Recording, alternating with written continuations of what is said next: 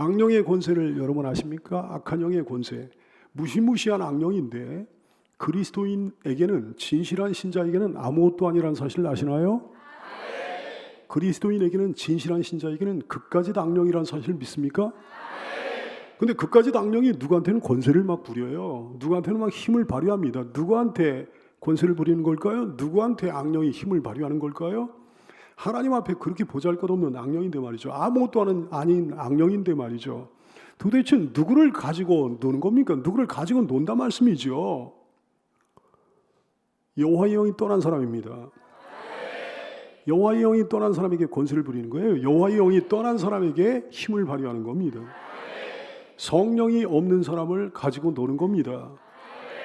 사무엘상 16장 14절 여호와의 영이 사울에게서 떠나고 그랬더니 여호와께서 부리신 악령이 그를 번뇌하게 했다 그랬어요. 악령이 들어온 이유가 너무나 자명합니다. 여호와의 영이 사울에게서 떠나가시자 악령이 들어왔다 그랬어요. 성령이 떠나시자 악령이 역사하는 거예요. 이 점이 굉장히 중요합니다. 왜 악령이 왔다고요? 성령이 떠났기에. 악령이 어떻게 역사했다고요? 성령이 떠나셨기에. 빈집을 굉장히 좋아하는 악령이거든요. 여러분, 악령의 집은, 악한 영의 집은 사람들의 심령입니다. 그걸 집으로, 사람의 심령을 집으로 삼는데 말이죠. 누가복음 11장 24절 이하에 보면 이렇게 말씀합니다. 더러운 귀신이 자기가 집으로 삼았던 사람에게서 나갔을 때 물 없는 곳으로 다니며 쉬기를 구하되 얻지 못하고 이에이르되 내가 나온 내 집으로 돌아가리라. 사람의 심령이 자기 집이라고 그랬어요. 이거 소름 끼치지 않습니까? 근데 가서 보니 그 집이 청소되고 수리되었거늘 이에 가서 저보다 더 악한 귀신 7을 데리고 들어가서 거하니 그 사람의 나중 형편이 전보다 더 심하게 되었다 그랬어요. 이렇게 소름 끼치는 일을 당한 사람이 여기 없는 줄로 압니다. 없어야 되겠습니다. 귀신을 쫓아내가지고 빈집으로 삼았으면 성령께서 오셔가지고 그 안에 거하시도록 해야 되는 거 아니겠습니까? 근데 빈집으로 나와 있으니까 저보다 더 악한 귀신 7을 데리고 끌고 들어가가지고 처음 형편이 나중 형편이 처음 형편보다 더 못하게 됐다 그랬어요. 여러분, 우리래. 악령은 빈집털이의 대가라는 사실을 기억해야 되겠습니다. 빈집털이의 대가예요, 대가. 절대로 성령께서 빈집으로 내버려 두면 안 되고 성령께서 오셔서 머물러 계시는 삶이 돼야 되겠습니다. 성령이여 오소서, 성령이여 임하소서, 성령이여 거하소서. 악령의 놀이터가 있단 말씀이죠. 악령이 지 마음대로 가지고 노는 사람이 있다 얘기죠. 악령이 지멋대로 좌우하는 사람이 있단 말씀입니다. 악령이 아주 놀이터 삼아가 뛰노는 사람이 있다 얘기. 악령이 굉장히 좋아하는 심령이 있다는 말씀이에요. 어떤 사람입니까? 성령이 없는 사람이요. 세상 사람이요. 세상 사람들은 악령이 가지고 놉니다. 본인들은 그걸 잘 모르지만 실제로는 세상 사람을 악령이 가지고 노는 거예요. 교회 다니는 불신자 또한 마찬가지입니다. 교회는 다니지만 불신자야. 그 안에 예수가 없어요. 그 안에 성령이 없습니다. 악령이 가지고 노는 거죠. 성령이 그전에는 계셨으나 성령이 떠난 사람도 마찬가지예요. 호랑이 떠난 산에서 여우가 왕노릇하는 것처럼 성령이 떠나신 그 공간에 악령이 왕노릇하는 거예요. 성령이 떠난 사람은 비참해집니다. 심령이 황폐해지고요. 메말라가고요. 신앙이 메말라가고 평안이 깨지고요. 그 속에 나쁜 것들이 자꾸 생겨지게 되는 거예요. 미움, 비난, 정죄, 그 분리, 나누는 거요. 그런 것들이 자꾸 생겨야 되는 거예요. 성령이 계시는 사람 악령이 못 건드리는 거죠. 들어오질 못합니다. 악령이 역사하지 못합니다. 악령이 지 마음대로 하질 못합니다. 심령이 윤택한 거죠. 평강이 넘치는 거죠. 믿음과 소망과 사랑이 넘치는 거죠. 그 속에 좋은 것들로 가득하게 되는 거죠. 참된 성도 되시기를 축원합니다. 이놈의 악령이 말이죠. 믿는 사람마저 자꾸 집적되고 건드리려고 하는데 악령을 쫓는 능력이 어디에 있겠습니까? 이걸 쫓아내야 되는데 그 능력이 어디 있겠어요? 지난주에도 공포영화 얘기를 했습니다만 옛날 공포영화에 보면요. 신부나 그런 사람들이 악령을 쫓아내가지고 그 앞에 십자가를 흔들어대고 막 그럽니다. 웃기는 장면이죠. 공포영화가 아니라 무슨 코미디 영화죠. 아마 악령도 틀림없이 막 웃을 거예요. 여러분, 금이나 은으로 만든 어떤 십자가의 능력이 있습니까? 아니면 무슨 다이아몬드 정도로 만들면 능력이 있을까요? 아무 능력도 없는 거예요. 물건에는 아무 능력도 없습니다. 아무 능력도 없고 조그마한 십자가를 갖다 손으로 흔드는 정도가 아니고 집채만한 십자가를 갖다 기중기로 들어가지고 그 앞에 냅다 흔든다 그래도 악령 꿈쩍도 안 할 거예요. 여러분, 물건에 능력이 있다고 믿는 것은요, 주물 숭배 사상입니다. 하나님이 굉장히 미워하시는 거예요. 하나님은요, 손으로 새긴 우상을 만들지 말라고 그러셨어요. 주물을 숭배할까 봐 그렇게 염려하시는 우리 주님이십니다. 여러분, 목에 걸렸든지 귀에 걸렸든지 아니면 여기다 찼든지 말이죠, 십자가 모양에 아무 능력이 없다는 사실을 깨닫게 되기를 축원합니다. 바울 사도는요, 능력의 종이었어요. 예수님의 이름으로 막 귀신을 쫓아내고 병도 고치시고 막 그랬습니다. 옆에서 이렇게 지켜보니까 바울 사도 그 능력이 너무 부러운 거예요. 그래서 개나 소나 나서가지고 바울 사도를 막 흉내를 냅니다. 예수님의 이름으로 명한다면서 막 귀신을 낚귀를 쫓아내려고 그러고, 믿음도 없으면서 예수님의 이름으로 바울 사도처럼 능력을 행하려고 하는 사람들이 막 생겨지고 그랬어요. 악귀를 쫓아낸답시고 그 앞에 십자가를 흔들어대는 사람이랑 똑같은 거죠. 다름이 없는 거죠. 여러분, 바울 사도 흉내를 내면서 악귀를 쫓아내고자 했던 사람에게 어떤 일이 생겼는지 아세요? 사도행전 19장 15절 말씀, 악귀가 대답하여 이르되 내가 예수도 알고 바울도 알거니와 너희는 누구냐 그랬어요. 그러면서 달려들어가지고 막 두들겨 패는 거예요. 그 사람을 말이죠. 얼마나 웃깁니까? 이게 코미디 영화가 아니에요. 2000여 년 전에 실제로 벌어졌던 일입니다. 교인들 중에 그런 사람들 있지 않습니까? 여러분 가운데 없는 걸로 아는데요, 십자가 목걸이 차고 이거 부적같이 여기는 거예요. 이게 자기를 지켜준다고 여기는 거지. 천만의 말씀, 큰 코 다칩니다. 십자가 장식은 엑소살에 불과한 거예요. 금속 조각에 불과한 거예요. 아무 능력도 없습니다. 예수의 이름으로 명해, 거기에 능력이 있는 것도 아니에요. 축사의 흉내를 내, 거기에 능력이 있는 것도 아니에요. 능력은 어디에 있나요? 능력은 한 군데뿐이 없어요. 내 속에 계신 예수님이요, 내 속에 거하시는 성령님이요, 내 안에 있는 십자가와 부활의 믿음, 거기에 능력이 있는 거예요. 성령이 거하시는 사람은, 참된 믿음이 있는 사람은 십자가 장식 같은 거 하나도 없어도 악령이 벌벌 떠는 거죠. 가만히 있기만 해도 막 위축이 되는 거죠. 예수의 사람, 성령의 사람이 악령을 대적하게만 하면 악령은 바로 쫓겨납니다. 성령의 사람이 주 예수 그리스도의 이름으로 명하노니 악령아 물러가라! 이렇게 큰 소리로 할 필요도 없어요. 조그만 소리로 해도 어떻게 되겠습니까? 악령은 그 즉시 미친 듯이 천리 밖으로 내뺄 수밖에 없단 말씀이죠. 사람이 무서워서 그런 게 아니에요. 그 속에 계신 성령께서 무서워서 그런 거예요. 그 속에 계신 예수님이 무서워서 그런 겁니다. 성령의 사람이 권세자입니다. 성령이 여러분 안에 계시게 되기를 축복합니다. 성령으로 충만하기를 축복합니다. 악령이 수작도 못 부리는 성도가 될 수 있기를 축복합니다. 악령이 털끝도 건드리지 못하는 성도가 될 수 있기를 축복합니다. 악한 영을 예수 그리스도의 이름으로 바로바로 쫓아내고 물리치는 능력자들 되시기를 축복합니다. 그리하여 하늘의 기쁨과 평강이 넘치게 되고 만족과 감사를 누리는 삶이 되기를 원해요. 죄를 이기고 승리하는 삶이 될 수 있기를 축복합니다. 성령이 거하시는 사람이 그렇게 복된 사람이라면 반대로 성령이 떠난 사람은 얼마나 불행해질까요? 오늘 보니까 사울이 그런 사람이었다 얘기죠. 사울에게서 성령이 떠났어 그랬더니 사울의 삶이 너무 불행해진 거야. 근데 사울에게서 성령이 떠나신 이유가 도대체 뭡니까? 왜 떠났나? 가장 결정적인 이유 이겁니다. 교만이요. 이스라엘이 블레셋과의 전쟁을 앞두고 있을 때 일이었어요. 전쟁을 앞두고 제사를 드려야 되겠는데 이 사람 사울 왕에게 있어서 제사는 참된 제사가 아니에요. 하나의 퍼포먼스에 불과합니다. 그러니까 사무엘 선지자와 자기가 하나님께 한번 제사를 이렇게 드리는 모습을 백성들한테 보여줌으로 해가지고 백성들의 마음을 결속시키고자 했던 거지. 근데 사무엘 선지자가 약속한 시간이 되도록 오질 않는 거예요.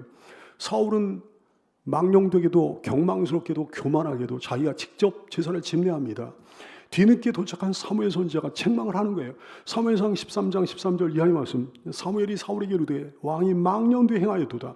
왕이 하나님 여호와께서 왕에 내리신 명령을 지키지 아니하였도다. 그리하였더라면 지켰더라면 여호와께서 이스라엘 위에 왕의 나라를 영원히 세우셨을 것이거늘 지금은 왕의 나라가 길지 못할 것이라. 여호와께서 왕에게 명령하신 바를 왕이 지키지 아니하였으므로 여호와께서 그의 마음에 맞는 사람을 따로 구하여 여호와께서 그 사람을 그의 백성의 지도자로 삼으셨다 그랬어요. 그 다음에는 이런 일도 있었지 않습니까? 아말렉 족속을 칠 때 하나님께서는 사무엘 선지자를 통해 명령을 내리십니다. 아말렉은 아주 악한 족속이니 그들에게 속한 모든 것을 완전히 진멸해라 그러셨어요. 그런데 사울은 알았다고 그 앞에서 대답하고는 엉뚱한 짓을 합니다. 사무엘상 15장 9절 말씀, 사울과 백성이 아각과 그의 양과 소의 가장 좋은 것 또는 기름진 것과 어린 양과 모든 좋은 것을 남기고 진멸하기를 즐겨 아니하고 가치 없고 하찮은 것만 진멸했다 그랬어요. 왜 이렇게 하나님께 불순종하는 겁니까? 교만 때문에 그런 거예요. 말씀보다 지 생각이 더 위에 있는 거지. 말씀보다 지 판단이 더 위에 있는 거죠. 말씀보다 지 경험이 더 위에 있는 거죠. 여기는 혹시 그런 사람 없습니까? 그러자 성령께서 가차없이 떠나신 거예요. 그놈의 교만죄 말이죠. 여러분 진실한 신자라고 불순종 안 합니까? 때때로 불순종의 죄를 범하곤 하죠. 그러나 진실한 신자들이 불순종하는 건 경우가 완전히 다릅니다. 둘 중에 하나예요. 첫 번째, 몰라서 불순종하는 거예요. 알았다면 불순종하지 않았을 건데 몰라서. 두 번째, 알긴 알았는데 불순종하기를 원치 않았는데 순종하기를 원했는데 연약함 때문에 불순종하는 거예요. 둘 중에 하나예요. 그래서 주님의 진실한 사람은요, 설사 불순종을 했다고 할지라도 자기가 불순종했다는 사실을 깨닫고는 가슴이 아파지는 거예요. 주님 앞에 돌이키길 원합니다. 진실하게 돌이키길 원합니다. 주님 앞에 통회합니다. 자복합니다. 주님, 제가 연약해서 또 이렇게 불순종의 죄를 범하고 말았습니다. 주님, 저를 불쌍히 여기시고 한 번 더 또 기회를 주시길 원합니다. 다시금 회복시켜 주시는 은혜를 하나님께 받는 거예요.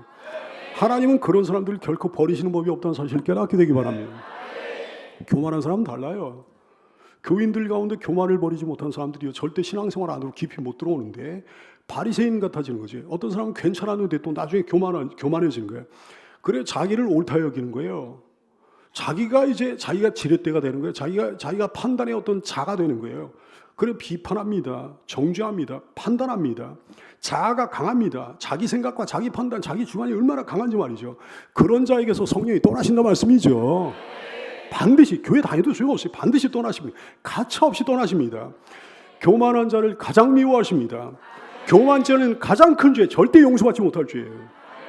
베드로전서 5장 5절, 하나님은 교만한 자를 대적하신다 그랬습니다. 버리신다 이런 정도로 말씀하신 게 아니에요. 대적하신다고 그랬어요. 버린다는 것보다 훨씬 더 무서운 말씀입니다. 하나님께서 그를 상대로 싸우신다는 말씀이니까 말이죠. 하나님께서는 교만해진 사울을 대적하시기 시작하신 거예요.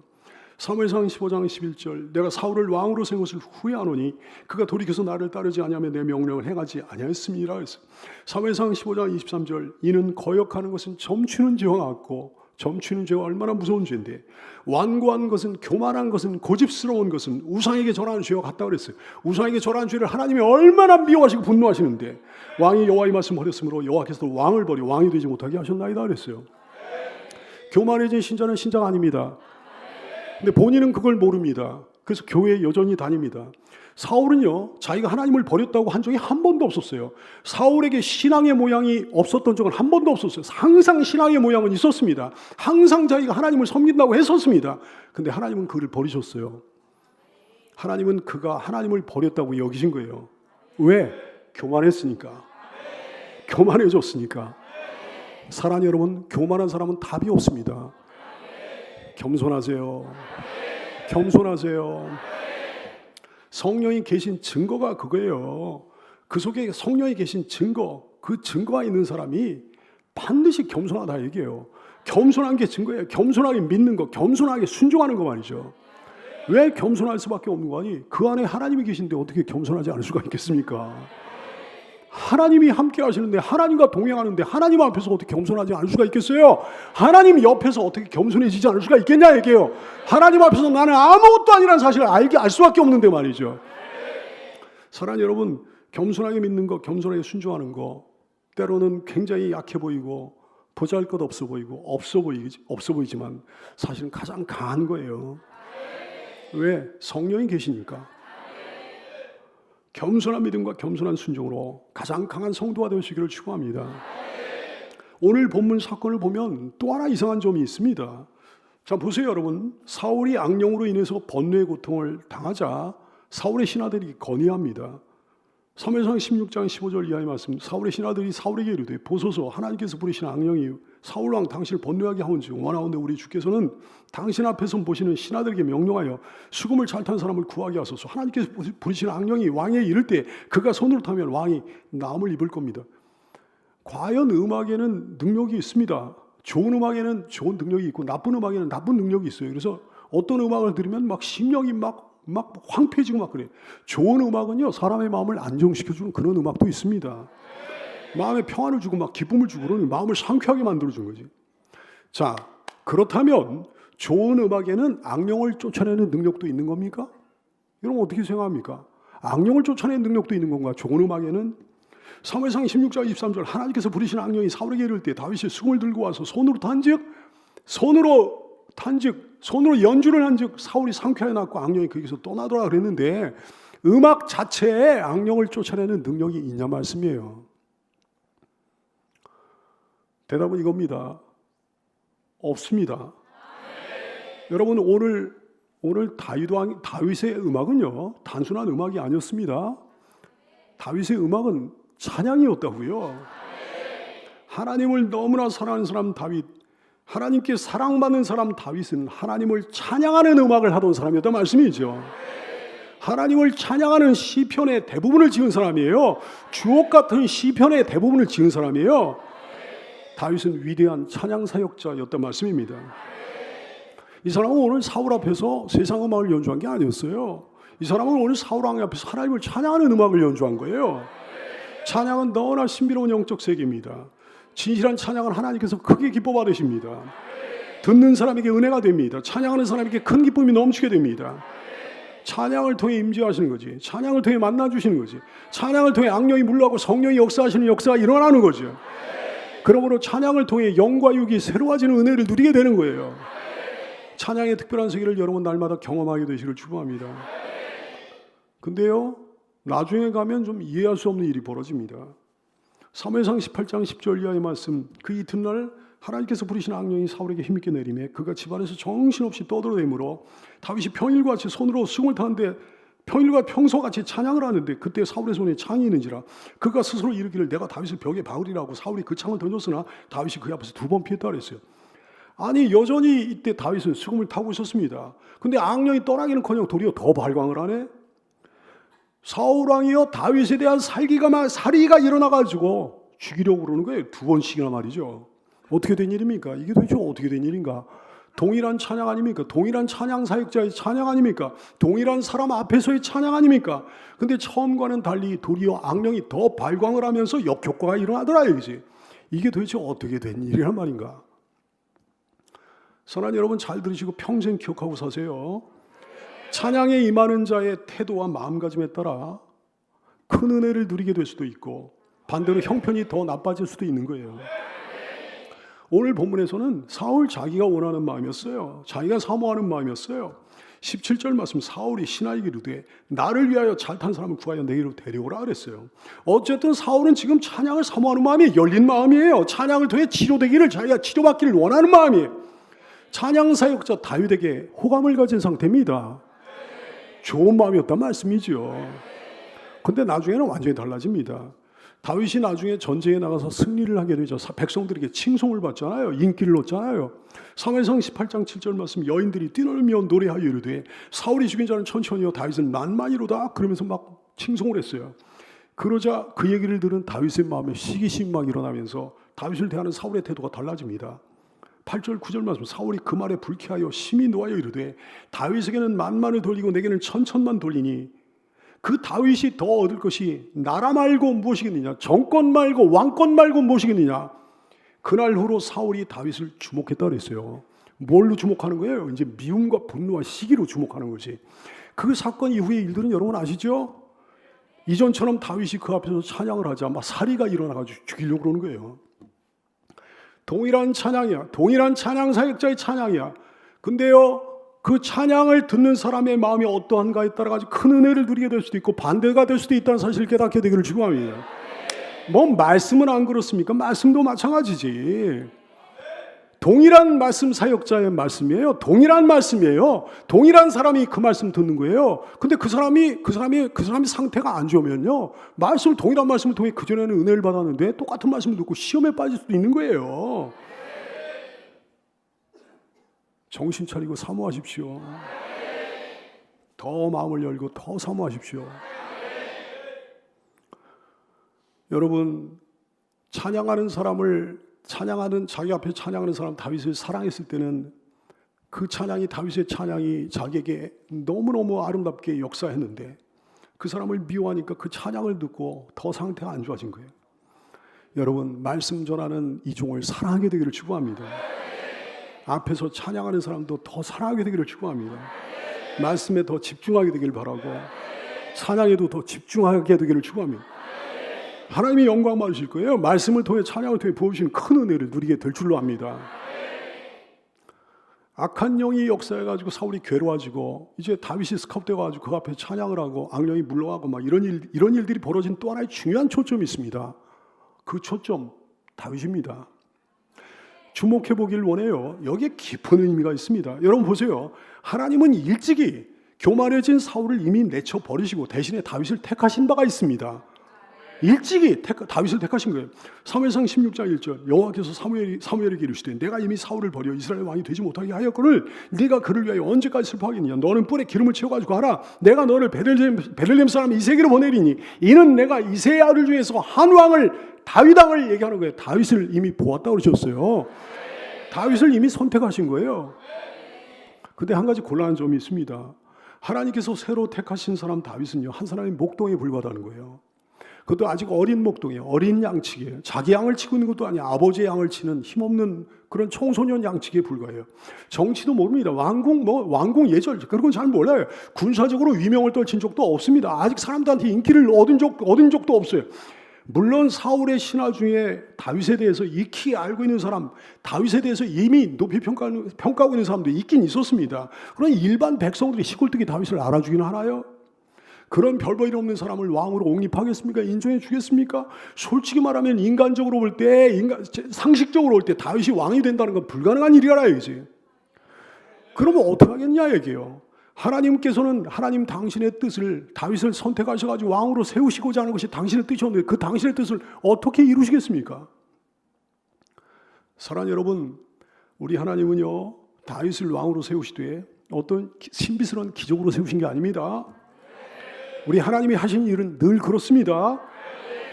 보세요. 어느 날 이스라엘 백성들이 쫙 모여있는 가운데 갑자기 하늘에서 용포를 입은 다윗이 거룩한 모습으로 쫙 내려오는 거예요. 그러면 어떻게 되겠어요? 말이 필요 없는 거지. 그날부로 사울은 쫓겨나는 거예요. 그 시간부로 다윗은 왕으로 옹립될 겁니다. 하지만 하나님께서는 그런 방법으로 일하시는 분이 아니라 얘기죠. 하나님은 당신의 일을 행하실 때 일련의 과정을 거쳐가지고 차근차근 진행되게 하십니다. 그래서 하나님께서 다윗을 왕으로 선택하신 다음에 왕으로 바로 옹립되는 게 아니에요. 수많은 일들이 벌어집니다. 다윗은 수많은 고난을 거치게 됩니다. 수많은 고난을 통해 가지고 하나님께서는 다윗을 더 연단하시는 거예요. 왕답게 하시는 거예요. 그리고 그런 모든 과정을 통해 가지고 온 이스라엘 백성들이 다윗을 왕으로 옹립하기에 필요한 모든 준비를 갖추게 하시는 거예요. 놀라우신 주님이십니다. 그러므로 사랑하는 여러분, 어떤 일이 더디 진행되는 것 같아도 바로바로 실망하거나 낙심하면 안 되는 거예요. 인내와 기다림으로 하나님의 그 놀라운 역사를 보게 되기를 축원합니다. 1년의 과정을 통해 가지고 다윗을 왕으로 만들어 가시는 우리 하나님, 그 과정 중에 첫 번째 과정이 바로 오늘의 이 사건이라 얘기지.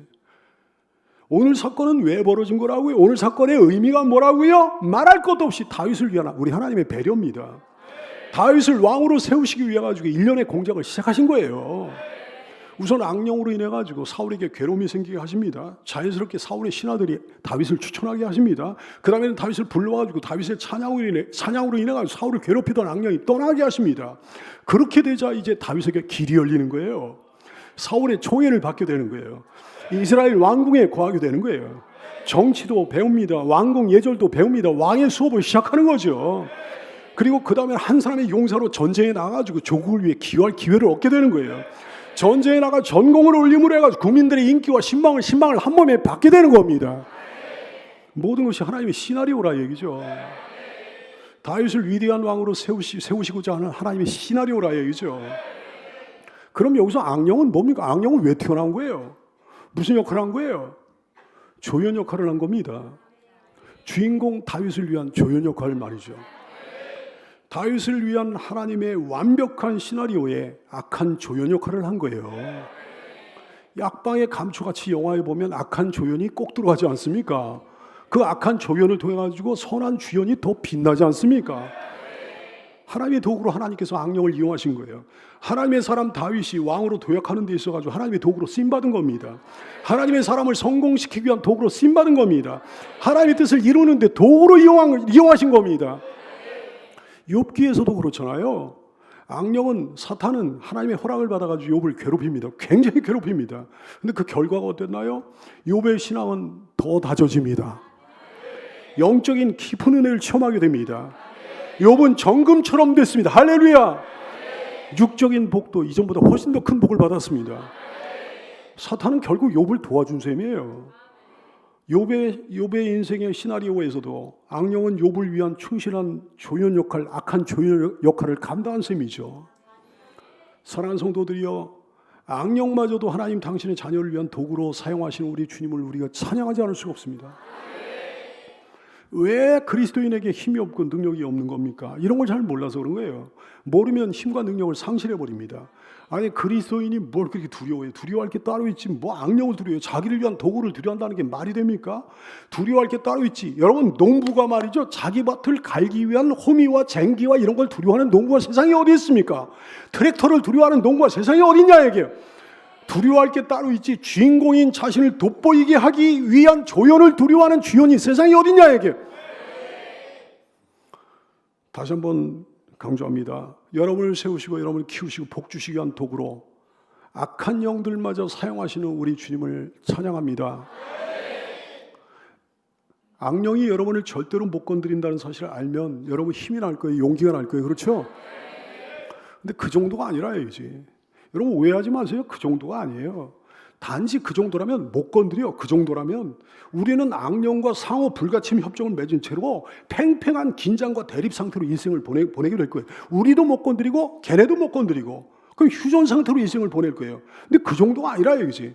악령은 우리를 위한 도구로 사용됩니다.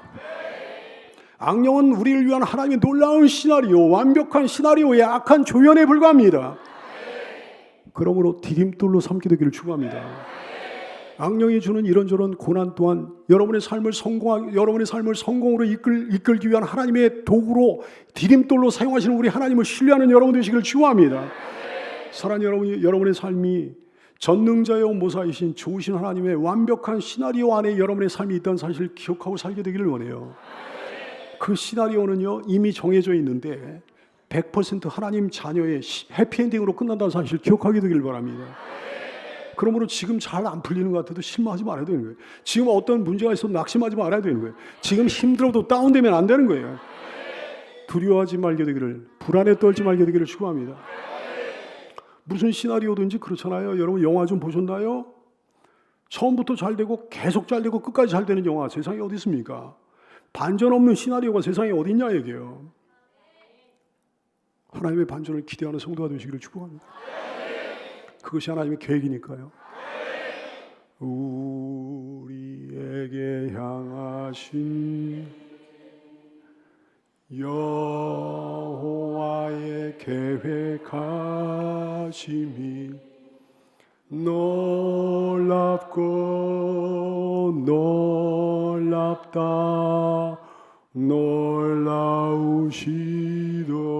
놀라우시도다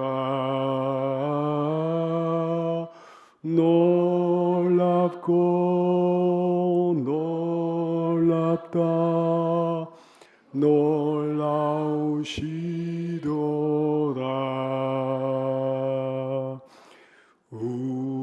우리에게 향하신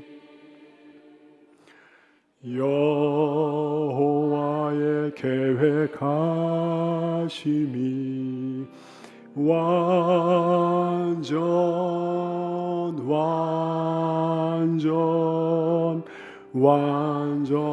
완전하시도다